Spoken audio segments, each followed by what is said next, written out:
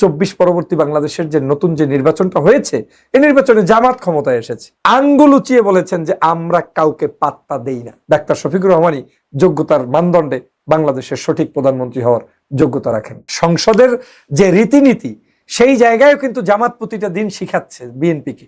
না, আপনি অবাক হবেন যে বিএনপি কে শিখাচ্ছে জামাত। হ্যাঁ, বিএনপি কে শিখাচ্ছে।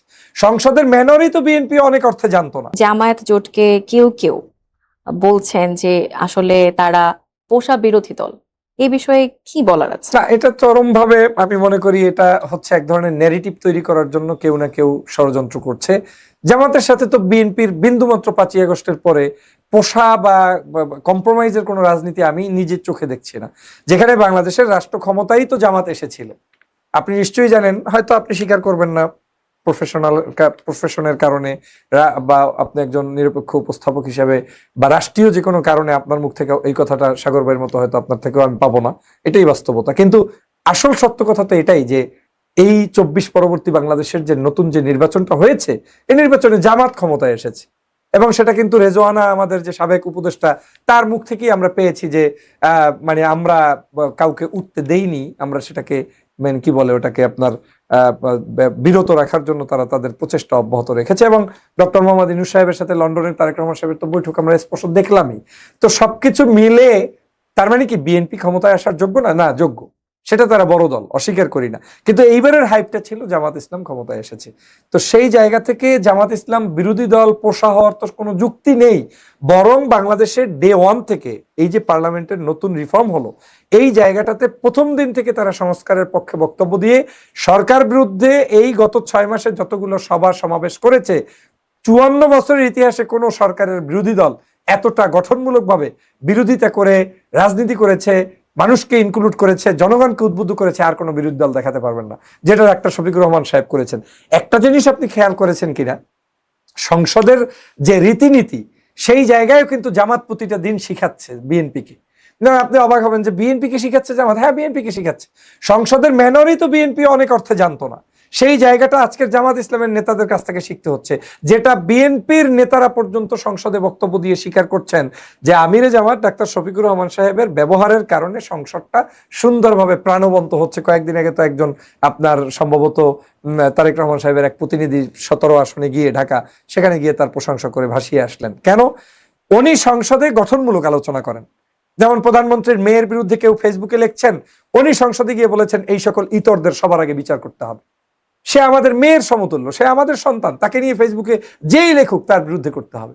তার দলের কোনো একজন ব্যক্তি কোনো একটা জায়গায় প্রবলেমে জাতির সমালোচিত হয়েছে, জামাত এই প্রথম তাকে বহিষ্কার করতে বাধ্য হয়েছে এবং তার নামে লেটার দিয়ে সংসদকে অবহিত করেছে, নির্বাচন কমিশনকে অবহিত করেছে।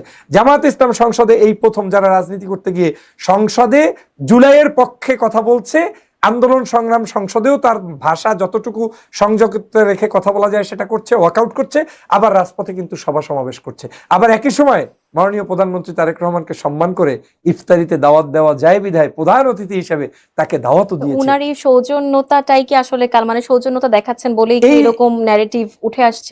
এই সৌজন্যতাটাই তো হচ্ছে রাজনীতিতে, যেটা 54 বছরে ছিল না। আর থাকবে কেমনে আপা? এটা তো থাকা উচিত। থাকা উচিত। এবং আপনারাও অভ্যস্ত হয়ে গিয়েছেন এ কারণে যে 16 বছর আগে তো দেশে কোনো রাজনীতিই ছিল না। যেমন ফ্যাসিবাদী শেখ হাসিনার আমলটাতে বিরোধী দল যে থাকতে পারে, বিরোধী দলের বিহেভ যে এরকম হতে পারে, এই কনসেপ্টই তখন ছিল না। তখন কনসেপ্ট হলো বিরোধী দল বলতে কি, যেমন দেশনেত্রী বেগম খালেদা জিয়াকে আপনি তো নিশ্চয়ই দেখেছেন, সচেতন একজন মানুষ, চিকিৎসা পর্যন্ত নিতে দিল না। তার মানে একজন নেত্রী যার এত কন্ট্রিবিউশন, তার মতো একটা রাষ্ট্রের ব্যক্তি, যে শহীদ রাষ্ট্রপতি জিয়াউর রহমানের সহধর্মিণী সাবেক প্রধানমন্ত্রী, তাকে টুস করে পদ্মা নদীতে ফেলে দিবে শেখ হাসিনা। মৃত্যুর কোলে ঢুলে পড়েছে খালেদা জিয়া, তখন তিনি বলতেছেন যে ওনার বয়স হয়েছে, উনি তো যে কোনো সময় মারা যাবে, চিকিৎসার দরকার কি? তো এই যে মন্তব্যগুলো থেকে তো ডাক্তার শফিকুর রহমান সাহেব এখন বের হয়ে এসে একটি আদর্শিক জায়গা তৈরি করার চেষ্টা করছেন। কিন্তু বিন্দু মাত্র এই সরকারকে ছাড় নয়। এই যে কয়েকদিন আগে সিলেটে, চট্টগ্রামে, বরিশালে বক্তব্য দিয়ে আঙ্গুল উঁচিয়ে বলেছেন যে আমরা কাউকে পাত্তা দেই না। আমরা গণতন্ত্রের প্রশ্নে, সংস্কারের প্রশ্নে, জুলাইয়ের প্রশ্নে এবং আমাদের এই সংবিধান সংস্কারের প্রশ্নে আমরা বিন্দুমাত্র বিএনপিকে ছাড় দেব না। এবং সেই স্ট্যান্ডটাই জামাত রেখেছে। আমার তো বিশ্বাস যে কোনো সময় মধ্যবর্তী নির্বাচন কিংবা যে কোনো ক্রাইসিসে বাংলাদেশে জামাতের বিকল্প সামনে 11 দল কিংবা জামাত নির্ভরই 11 দল, হোয়াটএভার, এটার বিকল্প বাংলাদেশে আর কারো নতুন কোনো কিছু আছে এটা আমার মনে হয় না। গতকালকে তো একজন সাংবাদিক, আরে আপা আপনিই তো বলতে বাধ্য হবেন, আমি গতকালকে নিউজে পড়লাম সাংবাদিক বলছেন আমরা নিউজ কভার করতে চাই, জামাত শিবিরের ব্যবহারের চাইতে ভালো কোনো ব্যবহার, ম্যানেজমেন্ট, আমাদের প্রতি সহানুভূতি আর কোনো কাউকে পাই না। একজন জার্নালিজম হিসেবে আপনার শুনলে নিশ্চয়ই এটা ভালো লাগার কথা যে জামাত ইসলামের অ্যাক্টিভিটিস গুলো হয় কি, জামাতকে গত 16 বছর পর্যন্ত নিষ্পেষিত করে রাখা হয়েছে, মিথ্যা প্রপাগান্ডা করে করে নারী সমাজের কাছ থেকে, সাংবাদিকদের কাছ থেকে, শিক্ষিত মানুষদের কাছ থেকে দূরে রাখার চেষ্টা করা হয়েছে। বাট মানে যদি আপনি রিয়েলিটি দেখেন তাহলে এই দেশের সবচাইতে উদার, গণতান্ত্রিক, প্র্যাকটিসিং ভালো পার্টি হচ্ছে জামাত ইসলাম, এবং ডাক্তার শফিকুর রহমানই যোগ্যতার মানদণ্ডে বাংলাদেশের সঠিক প্রধানমন্ত্রী হওয়ার যোগ্যতা রাখেন।